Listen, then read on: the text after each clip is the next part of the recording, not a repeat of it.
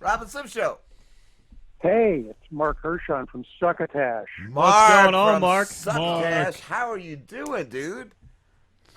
What's going on, guys? Drunk. Nice, perfect. I wish I was there. I love the Succotash because it is the comedy podcast. That's right. That's right. So what do? You actually review like other comedy podcasts on there?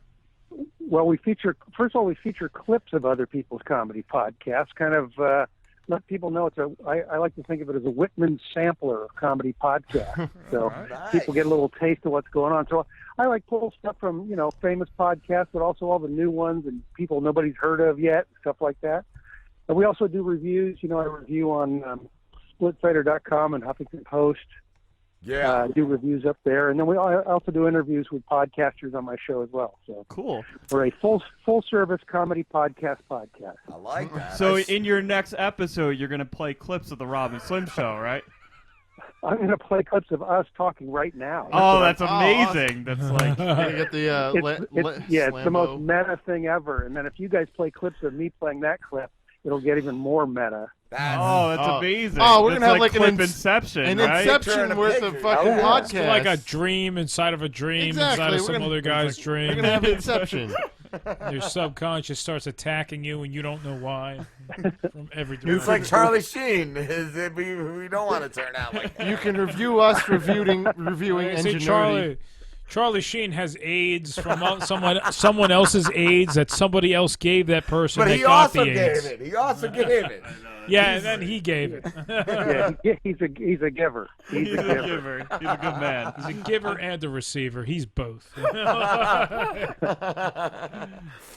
Mark. What are you guys talking about tonight? Oh, we're everywhere. We're all over. Well, the place. our main, like the beginning of the show, we discussed the Syrian refugees. Syrian refugees. We did that for like 30 minutes, and then we talked about Charlie Sheen for like 30 minutes about his AIDS, where we just played clips of like the Family Guy AIDS song over and over again. It was relevant. It had a lot to do with Yeah, it. exactly. So you guys have your fingers on the pulse of what's going on, is what you're trying to say. Yeah, pop culture. I didn't realize this was a serious newscast. I thought you guys were comedy. Well, yeah, we made fun of a lot. It's like the Onion. But we do. The Syrian thing is just ridiculous. Like, when other Arab countries won't take them in, like, why are we going to take them? That's right. Yeah. Well, would your show be open to them? Would you guys take them personally? That's up to Well, Slim. It's his house. as a bit, absolutely. How many Syrian refugees can we get in before they bomb my house? We could have a couple interns. We probably have we can add two more seats at the end there. You know what? Can we survive 5 shows with 4 Syrian refugees? We have chained to each other. Chained to each other. Aziz. It's starting to sound like a variation on the Ibrahim. light bulb She- joke. How many Syrians can fit in your podcast? Yeah, there you go. That's a bit right there. 5 in the bathroom. No, Aziz. Stop strapping the bomb on. Six of you. Stop stripping Six all the of you wire out with of the Frisco. walls. Stop lifting the cat's tail like that. We don't like that here. We don't encourage We it. don't do bestiality in this country. Mark, I saw that you wrote for Jay Leno and Dana yeah, Carvey. Yeah, absolutely. Is Dana still doing comedy? He not only is he still doing comedy, he's he was living in Northern California for a long time, and he's sort of temporarily gone back to Southern California because both of his sons have decided they want to get into comedy. Wow, because he was amazing. Like, I didn't know he was still doing it.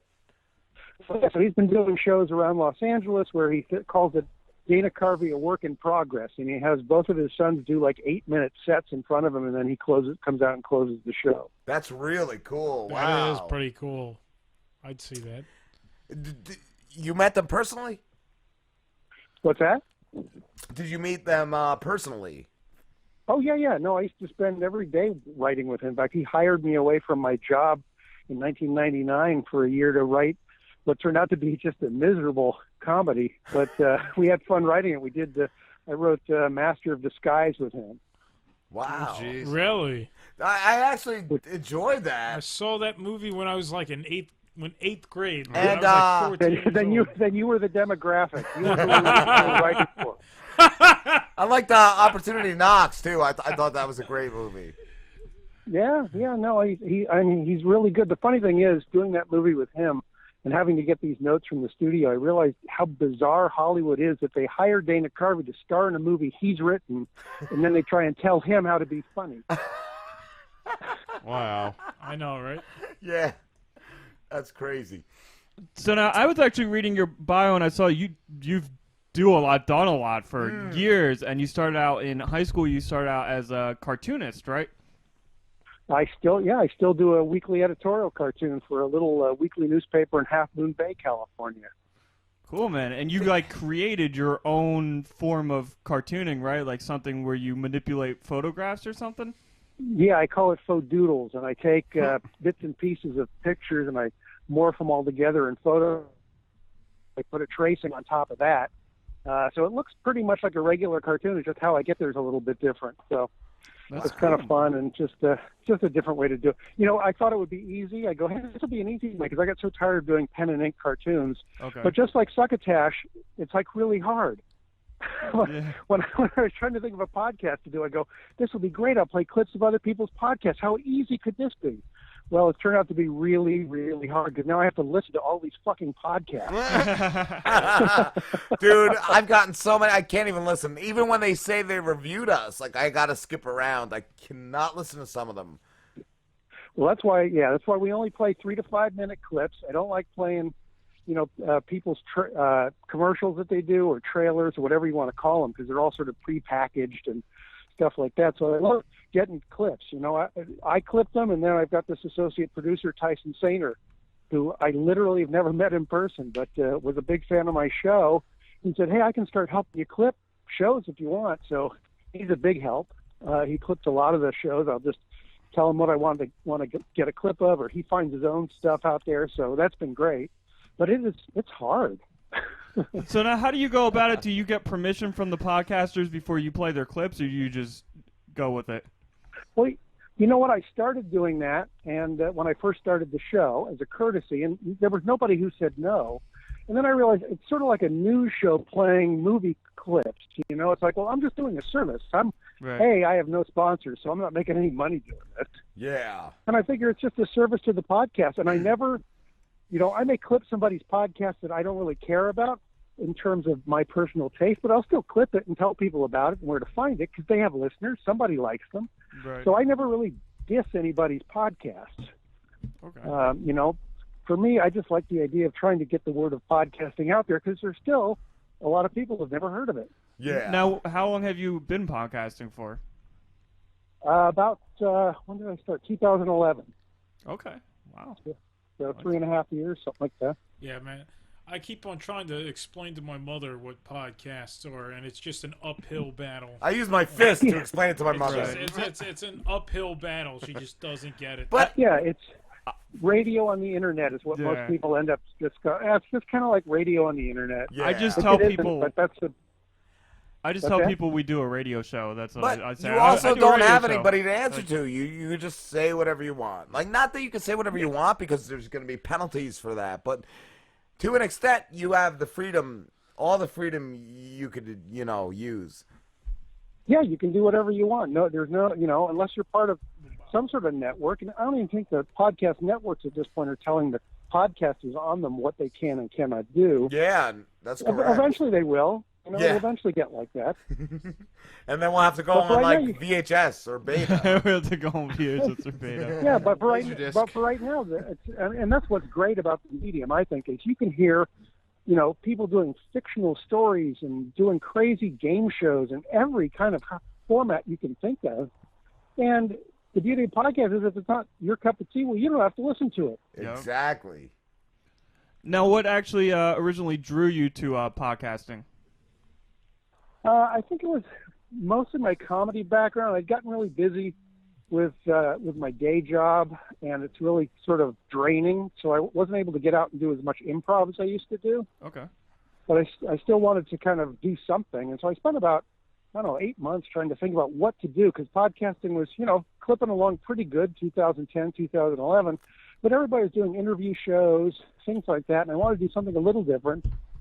And I realized there was still, so little ignorance, or so much ignorance about the podcasting medium. I said, well, what if I just feature people's shows and tell people what's out there? And I know a lot of comics. I've been in the comedy business for like 30 years, so I was able to have Dana on my show, like the third episode I did. Wow. And I've had a bunch of comedians on, and then I talk to podcasters, movie directors, kind of anybody in show business, really. But it's all kind of about podcasting. Cool. I was going to ask, too, what was the Comedy Underground in Seattle work that you did? Did you host shows? No, I was the general manager of the comedy. It's a comedy club. It's still there. Okay. In Pioneer Square in Seattle, and I was 22 years old when I was the general manager of that club, and it was great. Wow. I had headliners. This was 1982, so my headliners were people like Jerry Seinfeld and Paul Reiser and Harry Anderson. Wow. Paul Reiser. None of them had gotten their TV shows yet. He was Wow. he was in the second Alien movie. Paul Was he? Reiser. Yeah. I never knew that. That's right. Yeah. He's the guy. Yeah.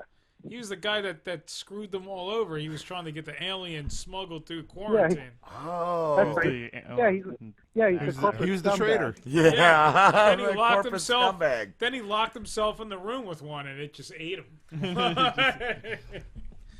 Yeah, but he was also on a sitcom called My Two Dads, and Yeah, he was. he had the Paul Reiser show on a couple Yes. seasons ago. It didn't go very far, but very funny guy. Yeah. Yeah, he's definitely a good comedian. I've seen his stand up. Then I had a book out. I co-wrote a business, sort of a funny business book a couple of years ago. You guys shoot me a mailing address. I'll send one over to you. Little Brown picked it up as publisher called I Hate People. I Okay. saw that. Yeah, I just see that. What? Yeah, how to deal with idiots and morons in the workplace. It's amazing. Oh, That's God, all I there need a is. copy of that. That is all there is out there.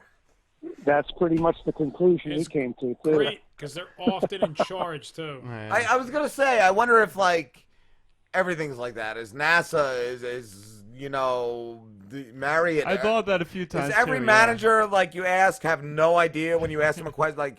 They don't know how to do anything. They got to check on something. Nobody knows. Every manager is just a douchebag from Office Yeah. Space. But I've had jobs. I've had printing jobs. I've had retail jobs, fast food jobs, and they're all the same. Radio job. Yes. Yeah, I just figure nobody knows anything. Right. I mean, that's probably the reason there's they talk about alien conspiracies and cover-up. I just don't believe people are smart enough to keep that stuff a secret. That's it. That's what I think too. Yes. Our Or intern Pete is conspiracies. really into the conspiracy theories, and I'm just like, I don't think the I don't government re- would go this far to hide something I don't like know. that. I think they are believe- just as dumb as we I are. don't, Yeah. I don't know if I No, they're believe probably aliens spreading half are- the conspiracy theories so it makes them look smarter than they actually are. Yeah. I mean, what better way to cover up something experimental like the stealth fighter than start spreading rumors there's alien spaceships? Yeah. Yeah, or even just put complete morons in charge of everything. That don't yeah. question anything. Yeah. Yeah. I think at the very top, there's smart people. Who was your biggest influence doing comedy? Gosh, that's a good question. I think when I was younger growing up, I wanted to get into radio, which I eventually did, and I used to listen to a lot of comedy records and things like that. So people like George Carlin was very influential Yeah. in terms of sort of wordplay and how to say things differently. Hmm. Bob Newhart was instrumental in sort of how do you have it works in a podcast medium real well. How are you funny in a one-sided conversation? If you listen to all his comedy records, it's all him on the phone having to carry on a conversation with a person you're not listening to. He was great. Even on So the people Bob Newhart show, he was great. Oh, he was terrific. Yeah. He was terrific. I actually, one of the early screenplays I optioned was one to Don Rickles' Manager, and it was a movie that Don Rickles and Bob Newhart are big friends. They've known each other for years, Wow. and they wanted to do a movie, so they found this film that I was working on, the script, and they'd optioned it, but it ended up not going anywhere. But it's pretty exciting thinking that the two of those guys might end up in the thing. Yeah, that's awesome. What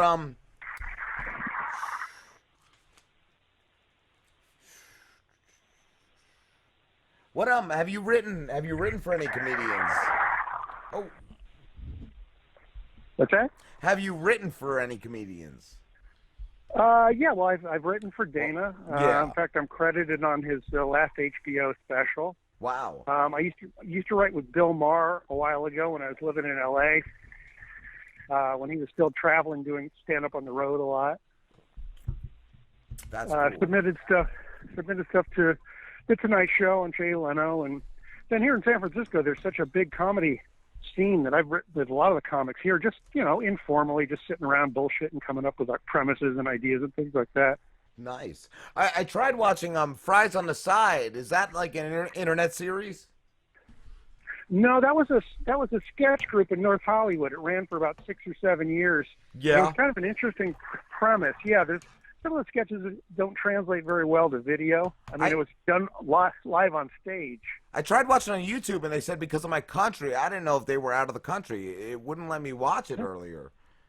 That's weird. No, they were just out of L.A., but it was an interesting premise because we had a writing team, which I was part of, and we would write sketches during the week and then perform on Saturday night, and we would literally we had a pool of actors that would show up, and whatever you wanted to cast into your script, you just pull it out. And then they'd have basically an hour to do a tech run through, and all the scripts were on teleprompter.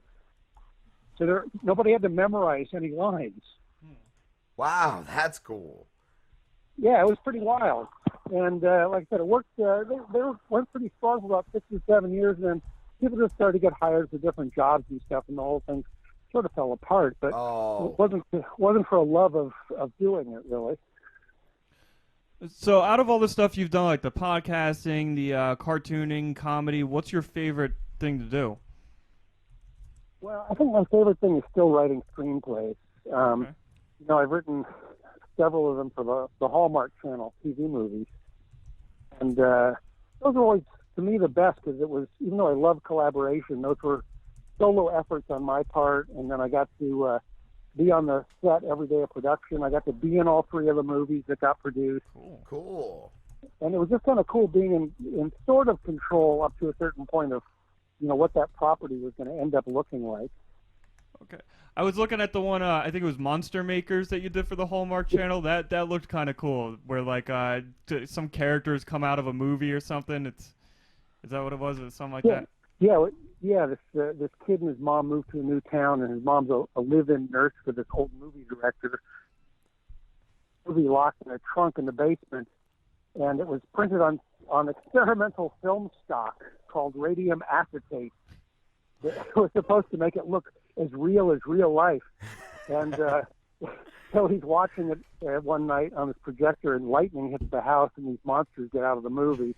And the sheriff gets out of the movie, and he's an idiot. So he has to have this 12-year-old kid help him round these monsters up. So that's pretty fun. I mean, the casting is always kind of funny on these Hallmark things because they go after actors that haven't worked for a while. So the kid's mom was played by Linda Blair from The Exorcist, which was great. And she told me one day, I'm on the set, she goes, hey, these 2 kids, the guy and the girl that are the main characters, they have no idea who I am. I said, well, did you tell them? She said, no, but I talked to their parents, and I'm going to show them The Exorcist tomorrow at lunch in my trailer. That's amazing. That's like my kids wanted to watch this movie. It was called Spooky Buddies by the Disney Channel, and it's about these dumb dogs that like fight ghosts or whatever. But Harlan, who is the guy from Half Baked? Harlan Williams. Harlan Williams. He played the wizard, the bad guy. I was like, God. what happened, bro? What happened? He was funny. He was funny in Half Baked and even in the stand-up. But Yeah. he was on a Disney movie. I was like, what happened to you, bro? Well, that's what happened. You just kind of, it's so hard to kind of keep your career going, and that's why we see so many, comics and even actors that are doing podcasts. 'Cause, Mark Maron was desperate. He couldn't get hired. He couldn't get in the comedy club. Wow. And that's just the comedy. And so he was getting desperate. What am I going to do? So just to kind of keep his fire going, he started his podcast, and lo and behold, he managed to catch an audience. And now when he plays somewhere, everyone turns out because they know who he is. And we had the president on this podcast, for God's sake. Yeah, I never knew that. I never knew he was struggling. Wow.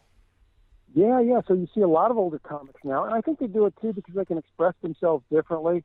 I just sent in a review to Splitsider that'll run that drops tomorrow on their This Week in Comedy podcast for Gilbert Gottfried. He has he started his amazing colossal podcast like a year ago, and he gets great guests. I mean, he's got Chevy Chase on this week. Oh, that's cool. So I think it's become this alternate medium for people that, they are trying to, try and keep their name out there a little bit. And also that there's no restrictions like we were talking about in terms of, doing podcasts. There's no restrictions on what kind of program they want to do. And if they get tired of it, you just kind of close up shop. Yeah. Mm-hmm. I even heard Opie from, now on Opie and Jim, but Opie and Anthony, he said he was kind of envious of some of the podcasters that he checked out because they're just allowed to do whatever they want to do. Yeah, well, there's this legendary radio guy, Paul Hendry, or Phil Hendry, who I don't know if you guys are familiar with him, but he was out in L.A. and he had this great radio show where he would be every guest on his show. He had these mic filters and all these things, so he'd be his own guest calling in, and then he'd be the guy calling in to complain about the guest. That's amazing. That's awesome.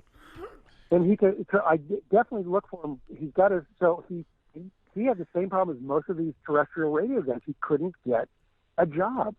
And so he turned it all into a website and a podcast, and he's still going strong. And he says he loves it more than ever because now there's no radio executive to tell him what he can and cannot do. Yeah. So that's the freedom we have right now, and who knows how long it's going to last. But for now, I figure take full advantage of it, man. Yeah. Yup. Mark, where can everybody find you? Well, succotashshow.com is the home site for the podcast, of course.